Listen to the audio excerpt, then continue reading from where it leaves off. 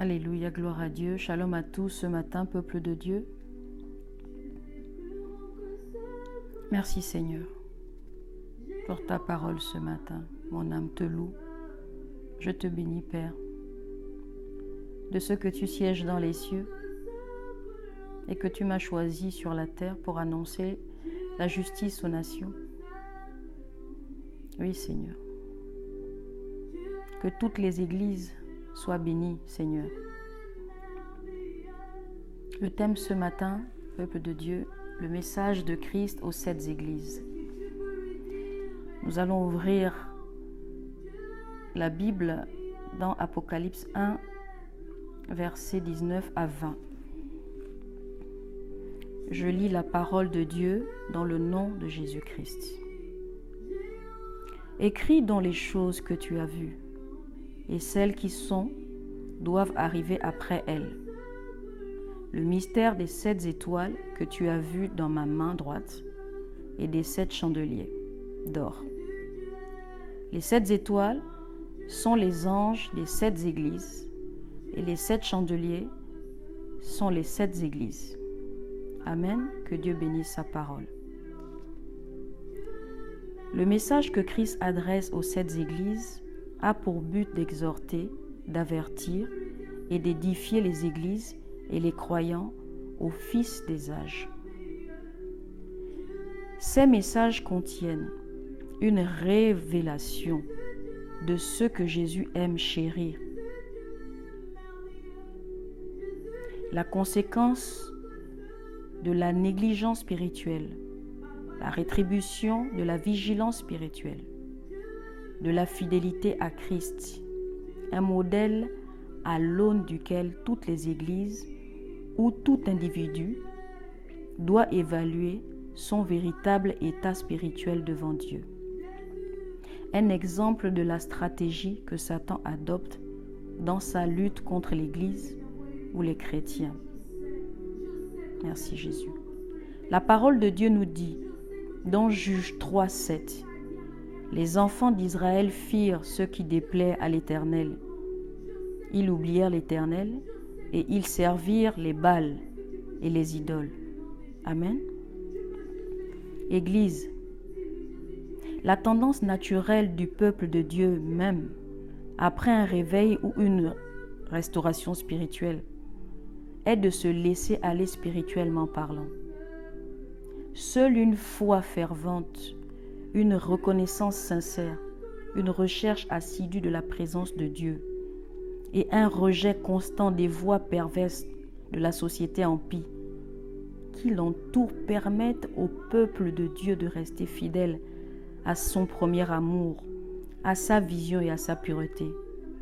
Bien-aimés, je tiens à rappeler que Dieu est miséricordieux. Il est prêt à répondre aux cris de la repentance de son peuple si ce dernier a foi en lui. Il est toujours prêt à lui donner une nouvelle chance. Alléluia. De quoi Christ fait-il l'éloge? Christ fait éloge de l'Église qui ne supporte pas les méchants, qui éprouve la vie, la doctrine et les revendications de ceux qui se disent responsables parmi les chrétiens, qui persévèrent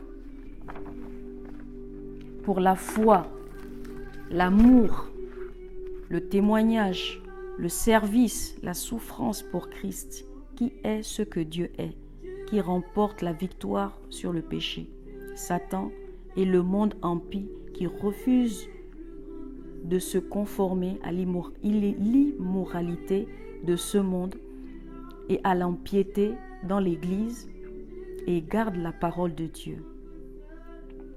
Église, comment Christ récompense-t-il l'Église qui persévère? Nous allons ouvrir nos livres dans Hébreux 3, 8. La parole de Dieu déclare: « N'endurcissez pas vos cœurs comme lors de la révolte, le jour de la tentation dans le désert. » Amen. Christ récompense de telles églises en les délivrant du temps de la persécution qui surviendra dans le monde. Apocalypse 3,10 nous dit: Voici, tu as gardé la parole de la persévérance en moi. Je te garderai aussi à l'heure de la tentation qui va venir sur le monde entier pour éprouver les habitants de la terre. Bien-aimés, cette heure, c'est la période fixée par Dieu d'épreuves de colère et de détresse qui viendra sur le monde entier. Christ donne l'amour à celui qui garde sa parole et sa présence en jouissant d'une communion intime, en les bénissant à travers le don de la vie éternelle avec Dieu.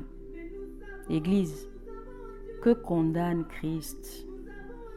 Il condamne l'Église qui lui consacre de moins en moins de temps, aussi qu'à son Père, qui abandonne la foi biblique, qui tolère l'immoralité de ses dirigeants, de ses enseignants et de ses laïcs, qui est devenue spirituellement morte ou tiède, Apocalypse 3.1, Apocalypse 3.15 à 16, et qui substitue le succès et l'affluence à la véritable spiritualité, c'est-à-dire à la pureté, la justice et à la sagesse spirituelle. Apocalypse 3.18.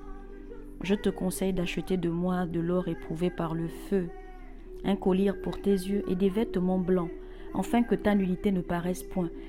Le Seigneur nous demande d'accepter d'être éprouvés, de ne pas sauter les étapes, car c'est par le feu qu'il travaille ses serviteurs et son Église. Un collier pour pouvoir voir et discerner. Quand tu vois, tu entends mieux. Tu entends mieux. Esprit, écoutez. Écoutez l'Esprit de Dieu, Église. Un vêtement afin que ta nullité ne paraisse point. Nous pensons être revêtus de la gloire de Dieu, du succès, de l'excellence. Or non, nous sommes à nu dans ce monde, auprès de Dieu, devant Dieu. Bien-aimés, comment Christ punit-il les églises qui s'affaiblissent sur le plan spirituel et qui tolèrent l'immoralité? Il punit de telles églises en les ôtant du royaume de Dieu. La Bible dit dans Apocalypse 2.5 « Souviens-toi d'où tu es tombé, répands-toi et pratique tes premières heures, sinon je viendrai à toi et j'ôterai ton chandelier de sa place, à moins que tu te répandes. » Que Dieu bénisse sa parole. Oui, à cause de l'attiédissement, à la fois de son amour et de son obéissance envers sa seigneurie, Dieu punit les églises aujourd'hui. Oui, Église. Il les punit en les privant de la présence de Dieu et de la puissance véritable de l'Esprit, en faisant en sorte qu'elles perdent le véritable message biblique du salut, et que leurs membres ne bénéficient plus de la protection divine face à la destruction occasionnée par Satan. Oui, le Christ punit en plaçant les responsables sous le jugement divin. Église, ayons le discernement. Église, le message de Christ quant à la tendance naturelle des églises, à la stagnation spirituelle, au déclin et à l'apostasie, là aussi, nous donne à revoir au milieu du peuple de Dieu.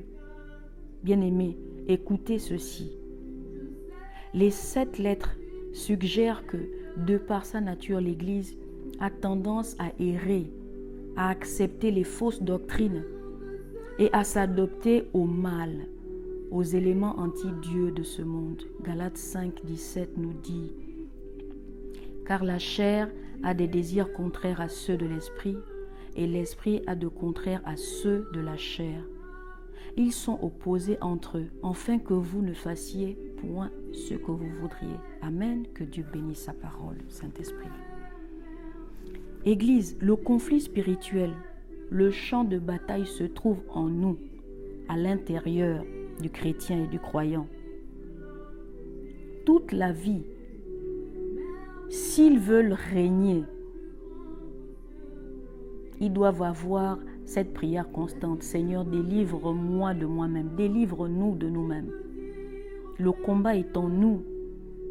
Les églises souffrent souvent aux mains des apostates, des méchants et des infidèles. C'est pour cette raison que l'état spirituel actuel de l'Église ne peut jamais être capable de discerner une vérité et le bien fondé d'une doctrine.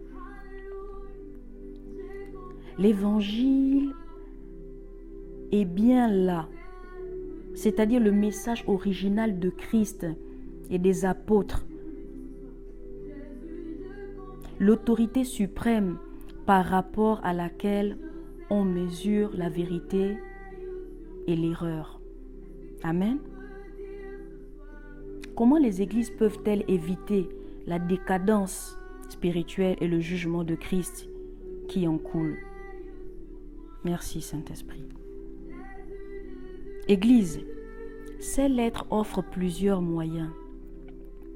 D'abord et avant tout, toutes les églises doivent accepter d'entendre ce que l'Esprit dit aux églises. Toutes les églises doivent accepter d'entendre ce que l'Esprit dit aux églises. La parole de Jésus-Christ doit toujours être le guide de l'Église. Car sa parole telle qu'elle a été révélée aux apôtres du Nouveau Testament par l'Esprit, l'Esprit est le guide par lequel les églises doivent examiner leur foi et leur activité, renouveler leur vie spirituelle. Les églises doivent constamment examiner leurs états spirituels devant Dieu en permanence. Une autocritique en soi.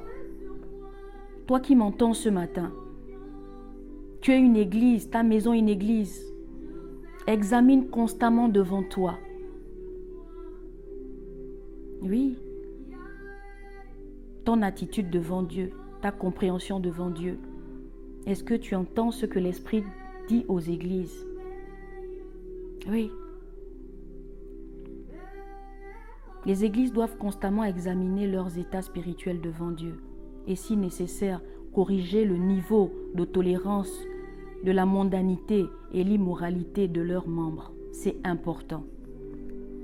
Église, le déclin spirituel peut être stoppé, net, dans n'importe quelle église ou communauté du moment où ses membres se répandent sincèrement et retournent rapidement et activement à leur premier amour, à la vérité, à la puissance de la révélation biblique de Christ. Saint-Esprit, l'Église a besoin de toi. Merci Jésus. Oui Seigneur, l'Église a besoin d'une alliance, une offrande de sel, oui, le sel qui symbolise la persévérance, la préservation et la permanence, l'irrévocabilité d'une alliance, de l'alliance de Dieu. Bien-aimés, Église, le christianisme n'est pas une religion. Arrêtez d'être religieux. Le christianisme est la véritable vie de Dieu dans le corps humain. Oui, merci Seigneur. C'est le fait que Dieu fasse sa résidence dans le corps de l'homme, le christianisme. C'est la divinité à l'œuvre de Dieu vivante dans l'humanité. Oui, merci Seigneur. C'est le Christ en nous, le christianisme. Le christianisme est une communion entre l'homme et Dieu. Nous le contemplons et devenons comme lui. Merci Jésus. Merci Seigneur. À toi toute la gloire. Ne soyons pas religieux. Ayons une alliance qui symbolise vraiment la persévérance, la permanence, l'irrévocabilité. Oui. Merci Jésus. Que ce message soit donné à tous les hommes de Dieu, à tous les chefs d'église, à tous les chefs de famille, aux membres du corps de Christ. Que ce message soit déployé sur toute la terre au nom de Jésus. Que l'Église se réveille. Que la gloire de Dieu descende sur tous ses enfants. Oui, Seigneur.